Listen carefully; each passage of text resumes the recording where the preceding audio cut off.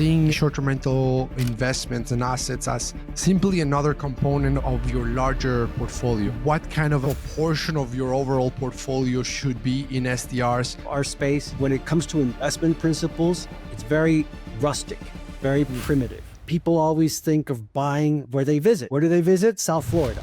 South Florida happens to be a terrible place to invest. What was it that allowed you to press on that pedal and start growing faster? The first 3 years, you don't have to worry about direct bookings. If you need to worry about anything, it's inventory. When we're talking marketing here, are we talking on the guest side of things? Are we talking on the owner acquisition side of things? How did you draw that balance of this two-sided approach? It's so important in that initial phase to have some money, either take out a loan or invest in your business to get that marketing in place early. Do you think these principles of geographical diversification should also apply to property managers, as in they should be managing in different geographies from the get-go? No matter where you are, there's a risk that 70% of your portfolio can be shut down for an extended period of time. What would happen to my business if 40% of my portfolio gets turned off for an entire season? Hello, everyone, and welcome to the Hospitality Edge podcast, where we bring together what we think are two sides of the same coin, real estate and hospitality, and where we bring together entrepreneurs, leaders, investors, founders, and operators in the vacation rental and short-term rental industry so they can tell us about their stories, the lessons that they have learned along the way, and maybe even some of the mistakes they might have made along the way so we don't have to make those very same mistakes ourselves. Today, I'm very excited to be here with Andy Newman. He's the CEO at Newman Hospitality. He's an industry veteran. He used to work in the banking sector, and we're going to get to cover a lot of topics related to how to apply those principles from the banking sector into short-term rental investments as it relates to risk mitigation, diversification, seasonality, diversification, as well as overall thinking with a macro perspective. So very, very excited to have you on, Andy. Before we get started, where are you taking the call from? I am in Taos, New Mexico. Absolutely. Amazing. And then, Andy, we're going to get into your story, your background, how you got to where you are today.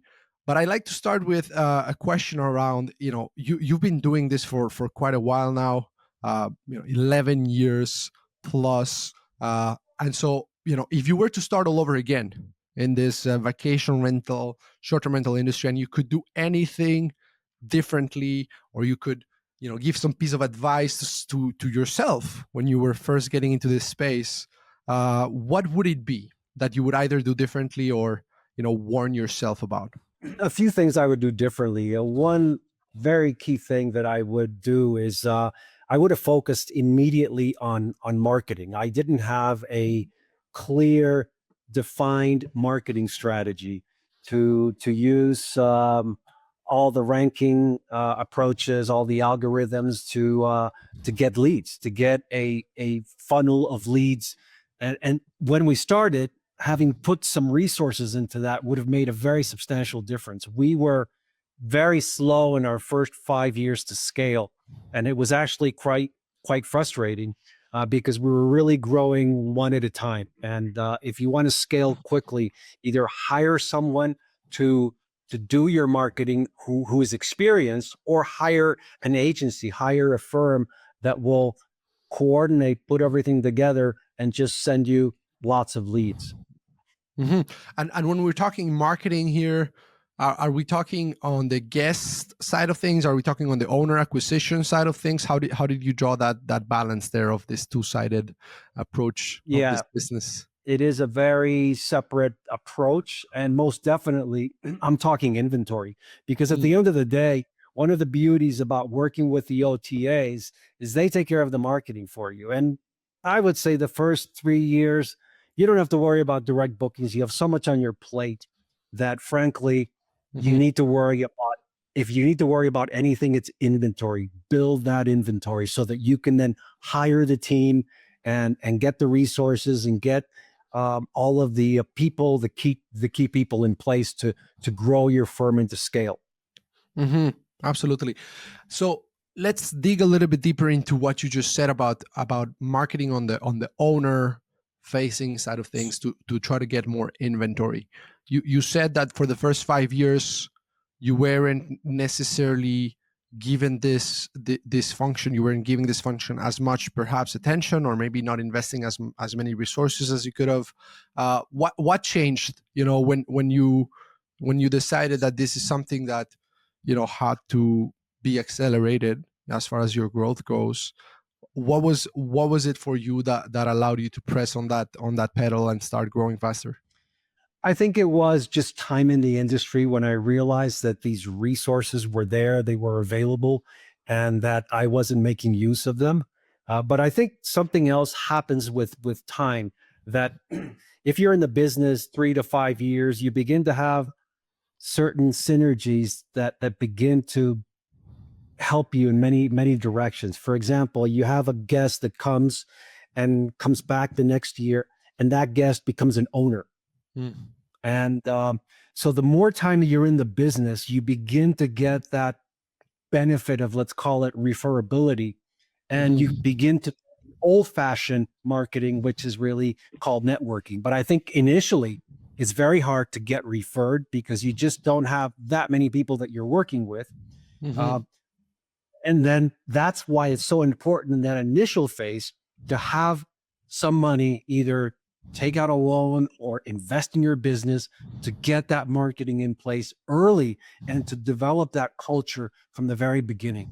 But Mhm. never underestimate the old fashioned of marketing, which is building your network. I mean, for example, I really, in the past 10 years, I've really taken up, when I was in South Florida, particularly, I took up kiteboarding, kite surfing, everything with a kite or a wing on the Mhm. water. And frankly, I would spend time there. And as I look at my book of business right now, easily I would say 30% of my homes come directly or indirectly from people that either I met Mm. in kiteboarding trips or on the beach, or people that were referred to me by clients that were. So I think you can never underestimate old fashioned, really solid networking Wow. that's built really when you're out there having fun. So That's solid advice right there. Now, Andy, let's take a step back and give us some context as to how someone in the banking industry, ends up a portfolio manager and whatnot, ends up in the vacation rental space.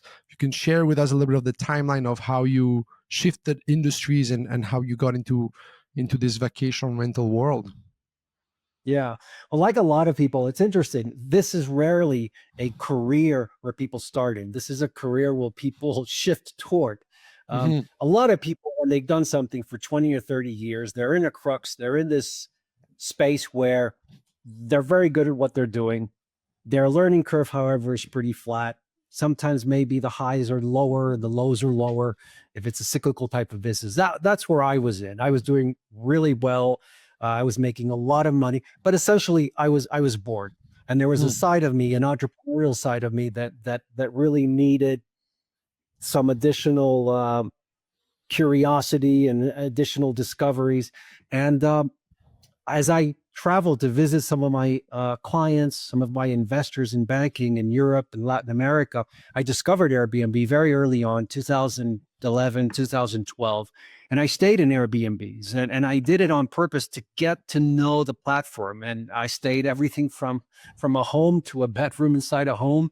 And it was very revealing. And I saw right away that this was altogether a culture shift, and it was also an economic disruptor. Back then, we called it more of the sharing economy, Hmm. and I think there's no better way to really learn something and understand it than doing it. So we started doing it for friends and family, not charging. And this was my office manager. I had left the bank in 2010 to become an independent registered investment advisor, uh, but what became evident for me from the beginning was that an STR investment was just another investment within a portfolio. So it was a very easy transition for me to tell my investors, hey, instead of investing in XYZ hedge fund, why don't we look at this opportunity, which gives you so many different angles that you might not have right now? It gives you an inflation hedge, it gives you capital appreciation, it gives you current income, and you're not really subject to ABC hedge fund, which has past performance. And as we know, past performance is no guarantee of future results. And it was I was shocked to see the enthusiasm when I told this story to my investors, how they were hopping on. And this was, again, very early on, 2015, when this was not something that was seen as a, let's say, a conventional investment. It was Mhm. conventional investment was more in the multifamily space, long-term rental, but definitely not short-term rentals. So these were my first clients, and these were people that I knew. And I said, "Hey, you're already investing with me here. Why don't we take some money instead of going into the hedge fund? Let's buy a home. Let's Mm. physically own an asset." So, Andy, I'm curious with that perspective of yours of seeing it as seeing short-term rental, investments and assets as simply another component of your larger portfolio, right? What's your take on what kind of a proportion of your overall portfolio should be in STRs? I'm sure it's dependent on the situation of each individual, but if you were to try to put in place the quick rules of thumb of how you see STR as it relates to the larger portfolio that you're building for someone or that someone's building for themselves. What's your view on that today? And what was it when you first started? In other words, has your expertise and time in this industry made you maybe be more open towards a larger and larger proportions of a certain portfolio being exposed or being invested in STRs? Do you still think it should be a minority piece of the overall portfolio? How do you look at that if you're building a portfolio for someone? I would say that an STR is an interesting combination between a bond and a stock. So if we simplify, we say a stock and bond portfolio maybe is, let's say we do 40% bond, 40% stocks, 20% alternative investments. I would say very easily 20% of a portfolio can go into this type of an investment, provided a couple of things take place that are very, very important. Provided you do it with the same discipline that you invest in the financial markets. I'm Mm, not seeing that discipline at all in our space. Right now, our space is when it comes to investment principles, it's very rustic, very mm, primitive. People always think of buying where they visit. Where do they visit? South Florida. South Florida happens to be a terrible place to invest for the most part, unless you really, really pick a spot that is unusual, that's unique for multiple factors, and that stands out and will do well, and you happen to buy it at a substantial discount. But for the most part, South Florida today is very different than where it was when I entered this space. Costs are up dramatically, and revenues are actually down dramatically from the peak of, let's say, 2021 post COVID. So so most people go to Florida and they want to invest in Florida because they see their property. That's a mistake. That's a mistake. Secondly, not only do they want to invest in Florida, they want to invest in the exact same place, and sometimes even worse, in the same building. So they'll go in and they'll buy 3 or 4 condominiums. You see a lot with Mexicans, Venezuelans, 3 or 4 condominiums in one building. They get the keys of the car, the keys of the condominium, and oh surprise, yes, you can do short-term rental with 10 different conditions. And by the way, no, you don't make 600 ADR. It's actually more like 200 ADR. So you want to really, really watch out. And one very huge difference between STR investing and portfolio investing. In portfolio investing, you really didn't need me. You could just buy the S&P 500 and possibly outperform what I could do for you over a 10-year span, paying a fraction of the fees. You don't have that benefit investing in short-term rentals. It's really not a pixel business. It's not a digital business to a large degree. It's a heart-based business. It's a hands-on business, a high-tech business as well.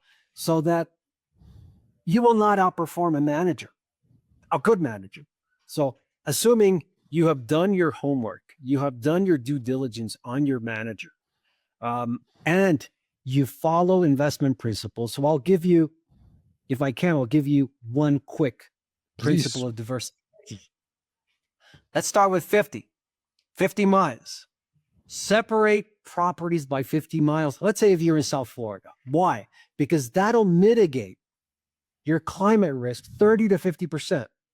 Because the same wild storm, not even a hurricane, a wild freak 20-inch storm in 24 hours typically will not hit two places that are 50 miles apart.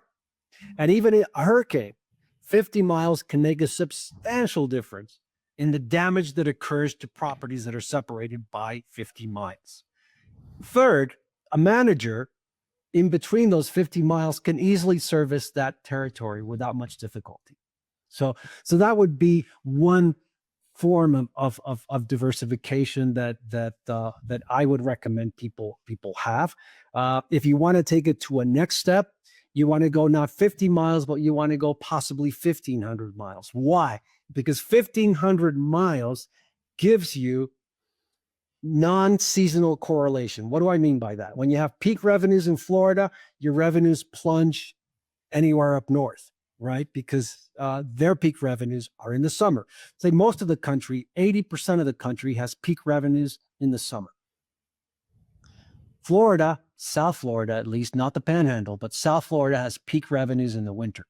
So you want to have a portfolio that's not a roller coaster, where it's highly seasonal and your revenues plunge during the low season. So by mixing seasonality, you're really dramatically lowering the risk and you're creating a more efficient portfolio. And typically, by the way, when you go 1,500 miles apart, you're talking about different states, different economies. Well, Florida is very tourism dependent, maybe still very Latin America dependent. You go up north to a place like Indiana, where we are, Latin America has nothing to do with Indiana, right? If Venezuelans stop visiting South Florida, well, that's not going to affect Indiana. So we really like that. We really like that sort of mixture. That's so interesting. No, Yeah. go ahead. You were going to say something else? I would say it's there, and you can take it further and further. You can take it and make it more nuanced. Certain markets, for example, are very, very short-term. Average durations could be 5 nights, while other markets where we are, for example, in Northern Virginia, I mean, we're talking 20 nights. So that also adds an element of stability to the business, because when you have these very short stays, you end up with a lot of gaps, which make occupancy challenging. Much more challenging. And I think we can try to take this from two different perspectives, right? That of the investor, which is basically, what you're saying is, don't buy two properties next to each other. If you're going to buy two properties, make sure that they're at least, geographically diversified. Now, what about the operator? What about the property manager? Because sometimes you see, most of the times, I would say, you see property managers doing quite the opposite, because they want to build a certain level of economies of scale within a certain geography to make sense of their initial investment, and to make sure that they can have a volume that's sufficient enough so that they can eventually bring certain functions in house and whatnot. Do you think these principles of geographical diversification should also apply to property managers? Like, as in, they should be managing in different geographies from the get go? Yes and no. Actually, from the get-go, no. Okay. So I've told you about some of the successes, and here are some of the failures. When we started, because I had an international business in banking and I had clients virtually in many different countries, Europe, Latin America, we would take properties in many countries. We took properties in places like Morocco, southern France, an island off of Costa Rica that belongs to Colombia. And we learned very quickly that it was very, very inefficient, extremely time consuming, and that some of these countries just had horrible returns. Take Morocco and South France. The properties were beautiful. They looked wonderful on our website, but these were properties that did extremely well during very, very short seasons. And the rest of the time, virtually nothing happened. So they were jam-packed July and August, and then a few weekends here, holidays there. And that was basically it. So that our very simple townhomes in Northern Virginia outperformed these properties by a huge margin, right? So, but going back to your question, the essence of your question is, by the way, so we went into these markets, we realized that it was complex, that there were cultural nuances that we had to spend a lot of time trying to understand. If you have a British client that calls you and says, is my daughter going to be safe walking the streets of Mirleft in Morocco? Or can we take alcohol? There's so many things that you can't even begin to anticipate that will happen. So you want to invest where you know, and where you know is where you live. So you want to start definitely where you live, and you want to scale there, but you want to keep kind of an eye on the horizon where you want to go in the future, because there's no escaping climate change. No matter where you are, you have increased risk. Yes, some places have much higher risk than others, but no matter where you are, there's a risk that 70% of your portfolio can be wiped out, can be shut down for an extended period of time. Ask yourself the question, what would happen to my business if 40% of my portfolio gets turned off for an entire season? And there are certain options with insurance, but it never really takes care of it. So you also have to, it's not just your investors that need to diversify risk. You as a company, as an entrepreneur, you can't have a hyper-focused risk where you are, I met this, and I was jealous. I was like, wow, this is so cool. I met this property manager that had maybe 150 apartments in about a mile and a half in Daytona Beach. Wow, what operational efficiency. Isn't that cool? This is way before I started thinking about climate. And today I have a very, very different approach. While yes, that's operationally efficient, that is very, very, very high risk. Think of a submarine. You have, I don't know how many compartments, 10, 12 compartments. A missile or something hits and one blows up, or one has a puncture. That one floods, but your submarine can still function and can still make it, still get up. And even better, if you have multiple markets that are geographically separated, substantially separated, you don't have one submarine, you have a fleet that are sailing in different parts of the planet. So that's the way, and that's what's going to lead to, yes, it's more complex, but you know what? It gives you, you don't want too much complexity when you're starting out, but eventually you need to welcome it. It's a challenge, but it's also key for a healthy company going forward. And you get some interesting skills that, because again, every market is different. The guests are different. The maintenance issues are completely different. In Florida, you're dealing with termites. In Indiana, you're dealing with frozen pipes. So every area has different things, but it gets to a point where you begin to understand the essential elements of putting together a new market.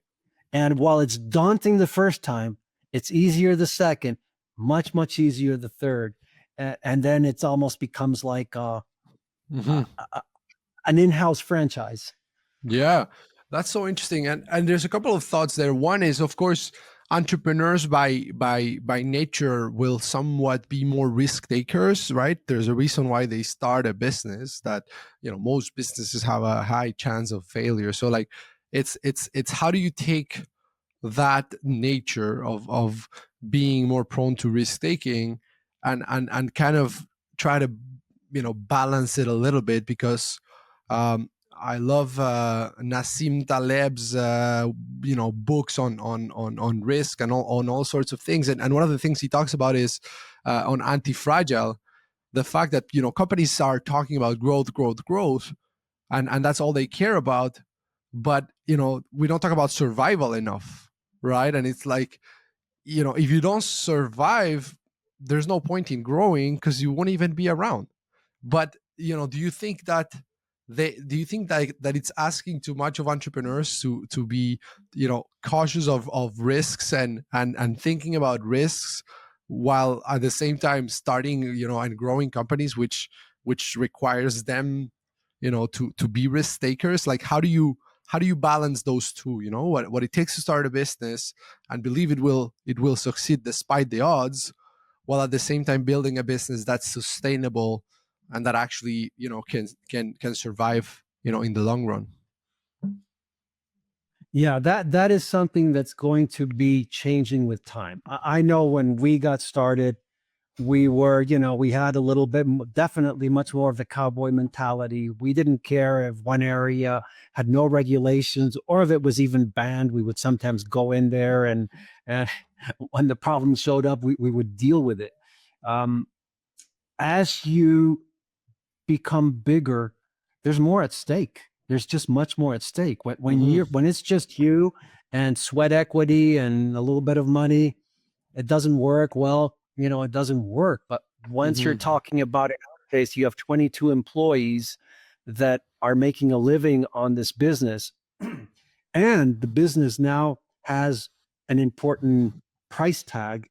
You don't want to put it all on the line because you discovered, somebody offered you a review removal service, and you think, wow, let me get all my bad reviews taken out.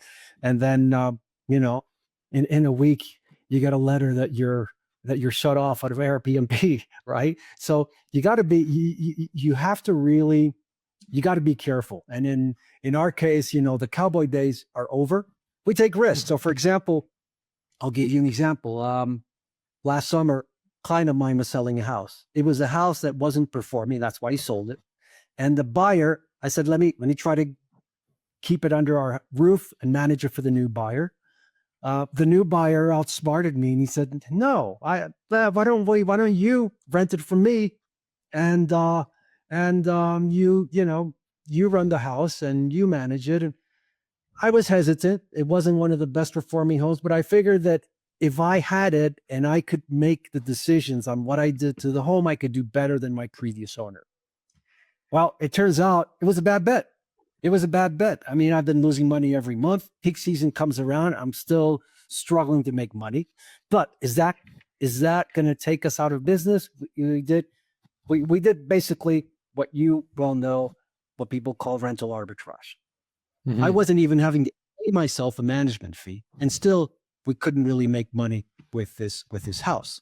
So I still take risks. But I know that these are risks that can't really take out our business. And the risks are more also about bringing in talent. For example, bringing in an HR specialist. Well, I would say that's a risk because that's a stretch for a company with only 22 employees. Why would I do something like that? Because it's a big testament to our belief in people, to our belief that if we have the best people in place with the best training, the best benefit, the most flexible packages possible, they're going to stay a very long time and they're going to be very effective and very productive, right? So it's very hard to structure all of that without an HR specialist that can do the whole process from interviewing to writing an employee handbook where people have clarity, predictability. And so those are still risks. And those are risks that we're definitely taking. Got it. So it's taking risks, but making sure you're not betting the entire house on whatever one risk you're taking. Let's talk a little bit about your approach when it comes to talent and culture. You just started mentioning a little bit about it. You were saying to me earlier that your average employee will stay with you guys for more than 3 years, and that you're passionate about, now that corporate America is returning to pre-COVID employment standards, you really want to position yourself as one of the most flexible companies with the best benefits. Tell us a little bit about what that entails, what that actually looks like, and And yeah, to your point, it's a risk. It's a bet you're making. But why do you think it's a bet worth making? Yeah, we're definitely, well, we're 100% remote. So for example, I live in New Mexico. My son is a remote worker, travels the world all the time, and he's a key employee. We have key people in Colombia. We have our guest experience team in the Philippines. But our approach has been not to work with call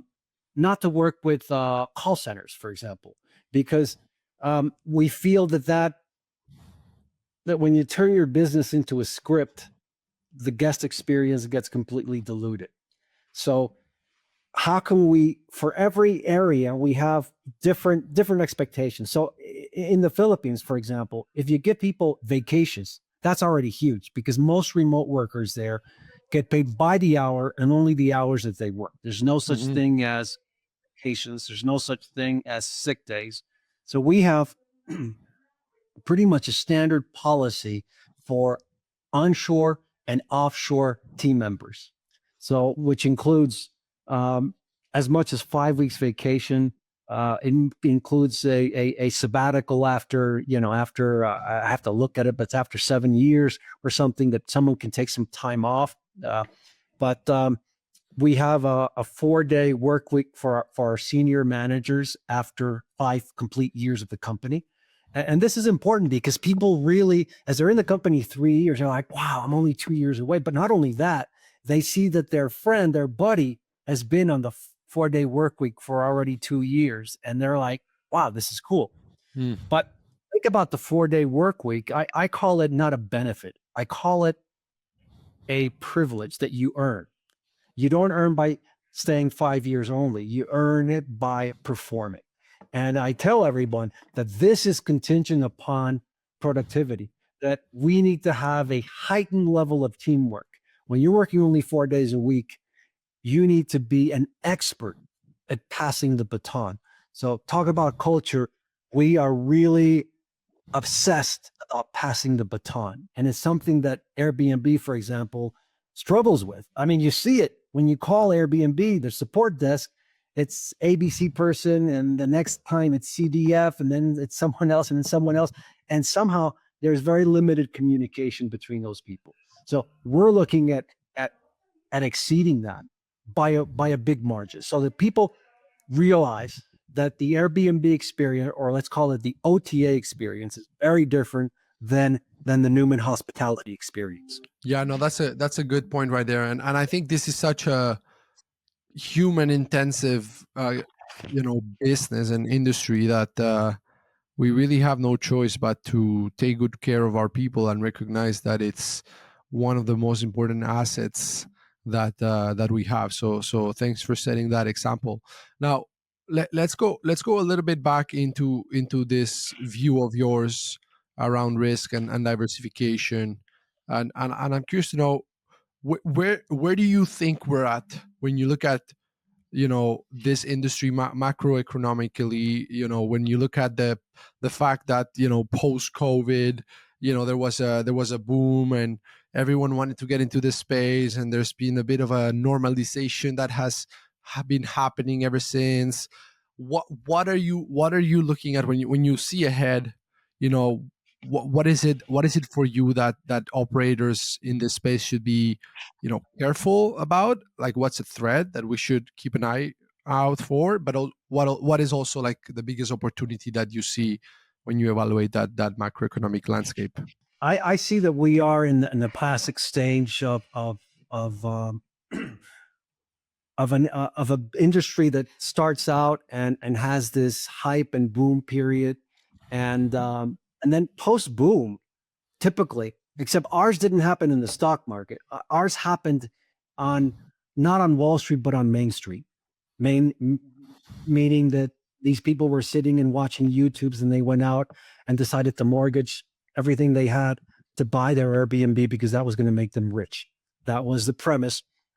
And there were almost as many people selling this theme and these webinars than there were investors to buy the actual Airbnb. So there were two multiple. There was the in the business, and there was the on the business, right? Hmm. So I think both of these went through their boom and bust, right? These operators that promoted that you could sit there sipping pina coladas in Tahiti or in Thailand while VAs just ran your business.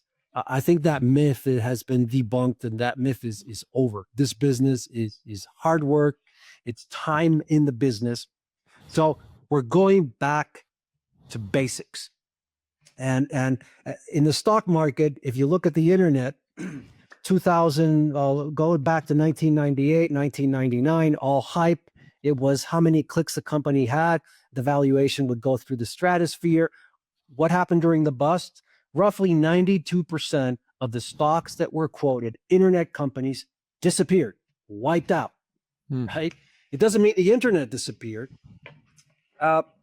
So I think it's something similar we're going to have here. A lot of these mom and pops realize that, oh my God, this is work. This is a joke if you think it's passive income. No, it's active, very active income if you're going to be an owner operator. And in terms of operators are going to have to get more sophisticated. It's quite clear that that you just don't throw the money and you get the ROI. You really need to do the homework. So this business is will have to become much more professional, and those who are professional will do well, because your ability to outperform the market is only getting larger. The gap is only getting larger. So I'm very optimistic. I see that the weak money is fast exiting, and that if you can really properly select the areas, and they're not the high profile areas. High profile areas, you pay, Vail, Aspen, you pay ridiculous amounts of money for the property, and you're never, ever going to have the ROI. So you really need to know your clients, because if you don't know your client, here's what's going to happen. You might convince them, they buy the dream, they buy the house, and then 6 months down the line, they're whining. I'm cash flow negative. Cash flow negative. And they're never going to be cash flow positive, because that is the element of that particular market.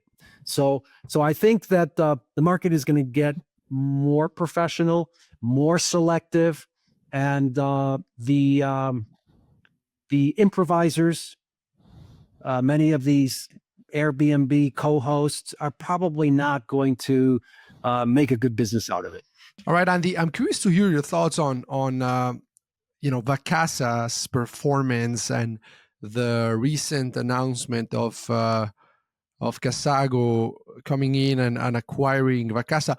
First of all, what do you think this says about this industry? Let's start with the fact that Vacasa couldn't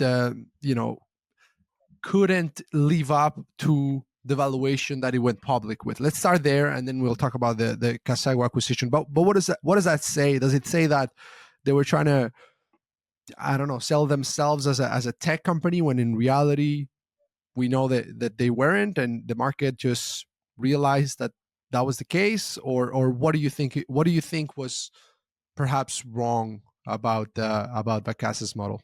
Let's start there. Yeah. Vacasa was a classic case of the company that really rode and leveraged the wave, but never delivered. Never delivered for its owners, and never delivered really for its guests. It delivered a marketing machine that was very effective at attracting capital. They would show wonderful slides and do very Wall Street fancy presentations that got the attention of private equity. When you're showing that you're growing at whatever, a couple thousand homes a month or a year, when you show that level of growth, money just pours on you. And it's classic. Just like we discussed earlier with the internet, no company was making money in 1999, and yet everybody was tripping over each other to throw money at this new technology. Well, the same thing happened with Vacasa. Vacasa was the symbol of disruption. It was the symbol of this new technology that everyone wanted to be a part of, and it was easy to throw money at it because it was the high profile company that spoke Wall Street Wall Street language. So and it was very intimidating for all the local markets where Vacasa entered, because they would enter with big promises, big displays, big marketing, and guarantees. And Mhm. yet, time and again, the top operators quickly began to discover that they lost initially a lot of owners, but all these owners, within 6 to 18 months, they all came back. They all came back. So Vacasa was a massive acquisition machine, money in, money out. And the money out was much larger because they were writing big checks, and they made a mistake with how they were valuing their acquisitions. They overpaid for a lot of their acquisitions, and I think Mhm. they went into they went into peak acquiring mode maybe 2018 through 2021, which which was when we had our peak valuations. And then at the same time, they were spending a lot of money to acquire each property in the form of marketing expenses, commissions, et cetera, et cetera. So that model really, really didn't work. And there was no point in the horizon that would lead them toward profitability. So it was, frankly, my only surprise is that it took this long for Mhm. that to finally sort of implode. And it's, yeah, that is quite shocking that bubbles can really, from the moment they're clearly a bubble, they can just get a lot and a lot larger. So, and that's for Casa. Now, Casago is very different. It's a disciplined company, and it's a company that's focused on the local market and the local operator. So, what I understand is that, and I think it's frankly, it's if this deal closes, it's a brilliant move because Casago, I mean, I don't know the details, but probably it'll be buying these houses at pennies on the dollar. It'll be selling them off to its within its franchise system. So it's in a way growing its franchise automatically, but its franchisees now have the resources, and they're they can go in and expand their market because they're already present locally. So I think they're going to have much better results than Vacasa did. The Mhm. challenge is Vacasa owners are already very it's a very weak asset in the sense that these owners are not happy. A lot of them are not happy with the service. So can Casago keep them long enough or persuade them to give their franchisees a chance to show this transition, and to show them they can deliver on what Vacasa was not able to deliver. So, but I think if anyone can do it, it's probably Casago. I think they have a very good and disciplined team in place, and most importantly, they have what Vacasa lacked, which is that commitment to hospitality, to local hospitality above everything else. Mhm. So does that say that this is a business that can just not scale nationally without that local structure? Like it has to be structured in a way where it's not like top down but bottom up in a way. Like, do you think do you think that's one of the takeaways? Like, Yeah. don't scale nationally and with a top down approach to management. Yeah, I do. It's this is Vacasso's not the first one, the first institution. I mean, you have hotel managers that have tried to come into our space and done it on a national level, and it really hasn't worked. It really hasn't worked. So I would think that the national approach has to have a local governor, a local state that really knows its market and has local people that understands the local culture, the local economy, the local supply and demand, the regulations, et cetera, et cetera. And I don't think that could be done sitting from one office in one specific spot in the country. So Mhm. yeah, I would definitely say that. And when we work in different markets, like we do in Virginia or Indiana, we have local partners that we rely on, that we defer to, and that we are very happy to share a good portion of our profits with. Hmm. Let's close this conversation with just your take on the value proposition of a franchise company like Casago, as someone that has been in this industry for as long as you have, that is not necessarily looking for a way to get into this space, right? And get the infrastructure set up, right? Because you already have a level of infrastructure and somewhat some level of economies of scale. How do you see the value proposition of a franchise company like Casago? Is there something in that value proposition that is attractive to you, or do you think it's more so for the people that are not in the space already, that are looking to get in and looking for kind of like a turnkey solution there? Well, this goes back to your first question. What would have I done differently? And I didn't think about this one, but for sure, had there been a company like Casago when I started, it would have been a no brainer, an absolute no brainer. Mm. The money that you have to spend to build your tech stack, to understand it, to learn the PMS, to know which one to use, the money that you spend going to conferences for 2 or 3 years just to make the connections with the vendors is huge. And then there's the economies of scale that you get. I mean, interesting. Our business in many ways is not scalable, but going through the franchise approach is one way of making it scalable, because suddenly you, little operator, suddenly you have the purchasing power of a huge company. So you're getting a lot of these softwares for maybe 30 cents on the dollar compared to what you would pay if you were to go on your own. So for sure, if I were to start over, it would make my life a lot easier. I would be able to focus my time and energy on growth rather than on operations.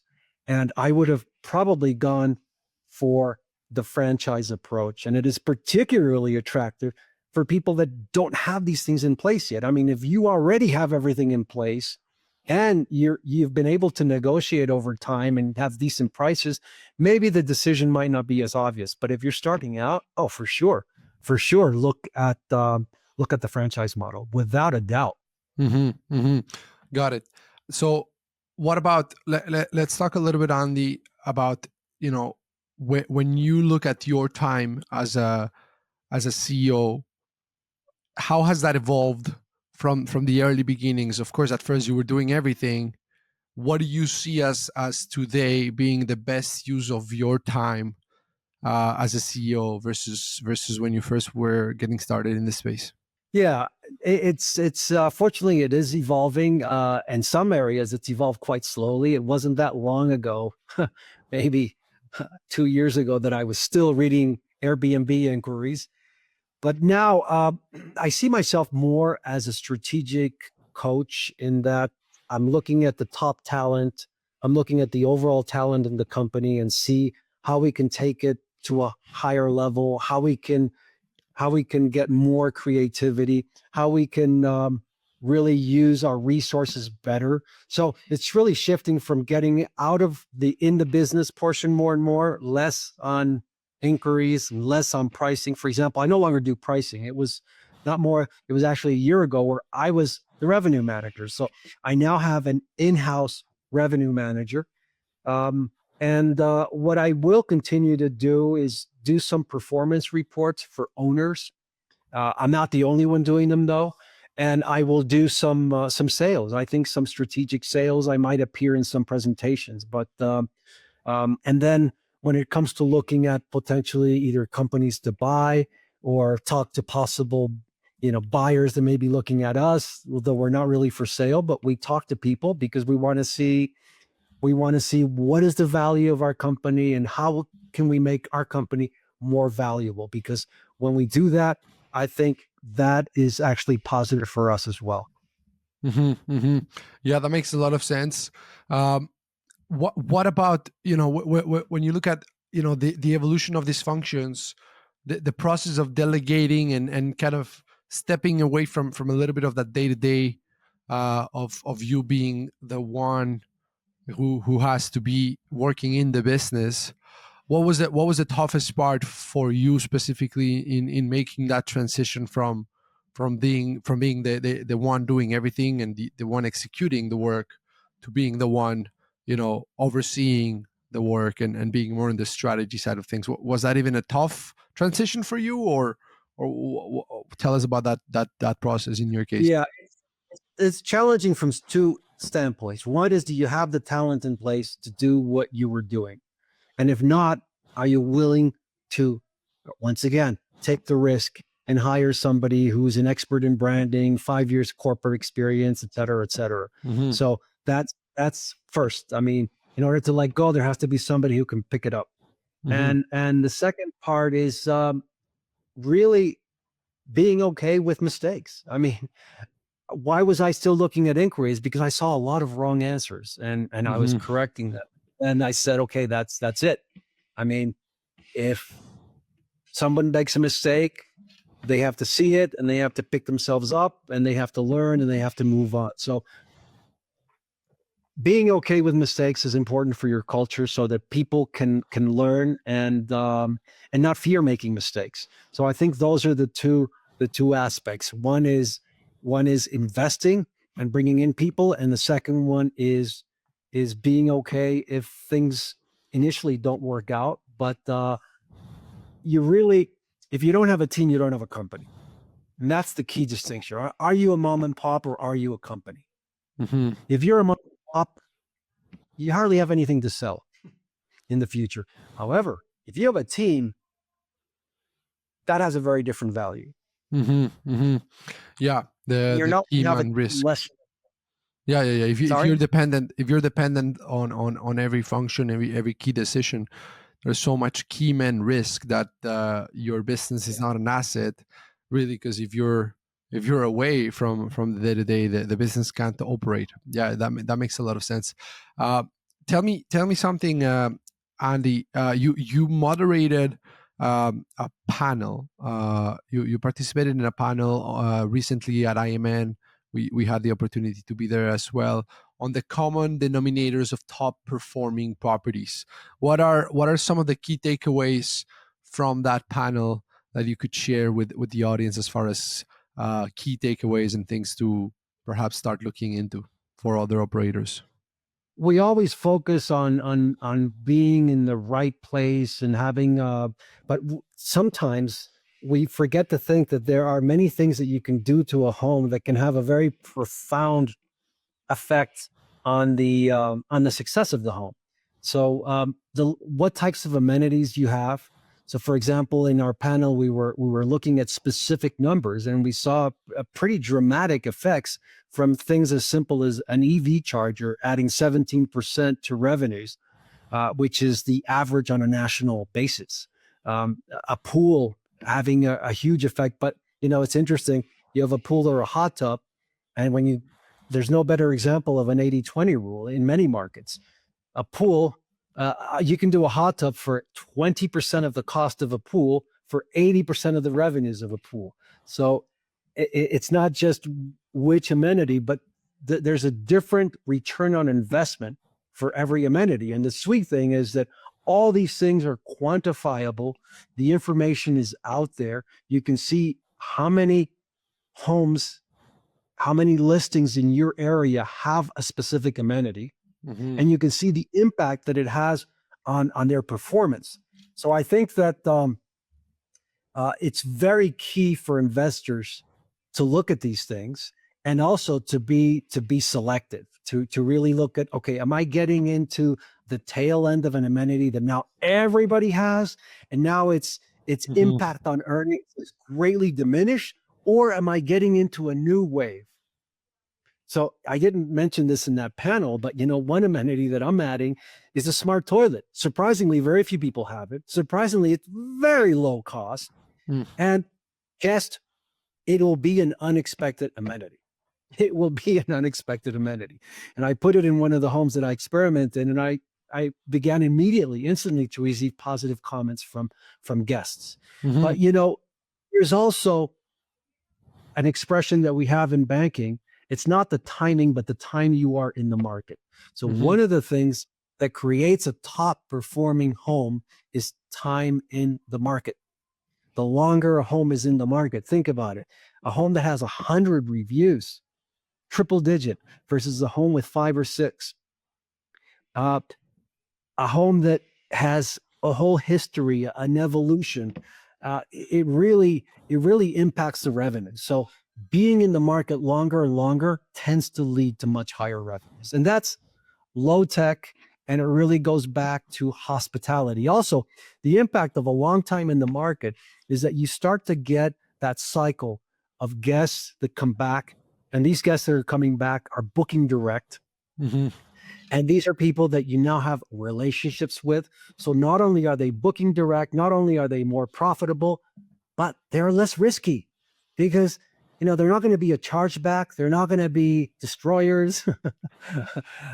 So this is the benefit that you begin to get when you have homes that spend more time in the market. And that's one thing I would say to investors, to operators, or to operators really, is do everything you can to keep an owner for a longer period of time. It makes all the difference in the world in terms of results. So if it means, you have an issue with an owner and they're complaining about a charge and you have to eat it. Mm-hmm. Because think about the time value of having that owner for another 5 years versus the silly $500 that you're arguing that that it's the owner that should be paid that money. But if you just do the right thing and you get those 5 years, that is considerably more attractive than saving $500. Mm-hmm. Yeah, no, most people don't do the math to your point on like what's the lifetime value of this relationship, of this contract. And I mean, you would realize that yeah, you would pay that amount any day of the week to keep that relationship. And I see that on the guest side as well. People claiming insignificant, tiny, damages that will end up leading to potentially a negative review, whereas you could have just eaten it, absorbed the cost. It's a cost of doing business, and you get the good rating, which is worth much more than having covered the cost for a stained towel. Yeah, yeah, absolutely. And those are the things that we've learned with time. And that goes back to the first question. We used to obsess with things like that, and in the end, you have to have some boundaries somewhere. But really, it's better to yield and than to create an antagonistic relationship with an owner or with a guest, because the energy that you save by yielding is much more important than winning a battle. Mm-hmm. Andy, I wanna wrap this up with your thoughts on the following, which is there's a lot of vendors, there's a lot of technology solutions, uh, there's a lot of tools that do one thing. There's a lot of talk about fragmentation in this space. I'm curious to know what's a problem that you still haven't found a solution for. What's a problem that you still haven't found a vendor, a tool that solves? Is there anything when you look at your tech stack, which I'm sure is comprised of many different tools that you mentioned Mm. earlier that took you a lot of time and effort to put together? Is there anything in that tech stack that's still not solved? Yes, there is, and I would call it logistics. There's this whole thing of when I'm looking at discipline with cost savings, because that's a focus. That's an important focus right now in our industry and for us. I look at how we are dealing with maintenance issues and maintenance calls, and I know we have a ton of inefficiencies. We're paying a lot of people to spend a lot of time driving around. Driving around it costs us money and gives us absolutely no revenue. So if there's an app that reduces the driving by 80%, and can increase our revenues by a similar amount, that app would be fantastic. And in fact, we just hired a logistic expert from DHL. And we were very lucky to have access to this individual where we're tackling that specific topic. How can we take the assets that we have for things like maintenance, inspections, etc., refocus, reshuffle so that we can make them a lot more efficient, a lot more productive, and improve our guest experience. Everybody talks about a lot of fancy things for guest experience.